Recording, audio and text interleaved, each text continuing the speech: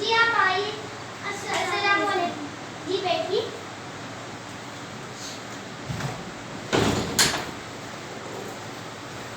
जी आप कैसे हैं? जी अच्छे। ये देखिए मेरा नया सूट कैसा लग रहा है? जी अच्छा लग रहा है। ये जो अभी नई फिल्म आई थी ना, उसमें हीरोइन ने ऐसे ही सूट पहनी थी। आप तो ऐसा सूट नहीं पहन सकती। जी हमारे इस्लाम में ऐसा सूट पहनना जायज नहीं। शाकिरा, ओ शाकिरा, शाकिरा कहाँ हो? जी मैडम आ रही हूँ।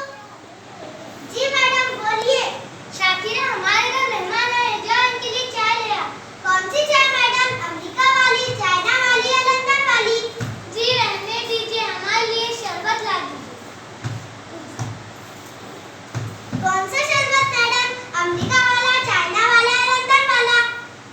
अरे ये सब पूछने की क्या जरूरत है, जाओ नींबू शरबत ले आओ।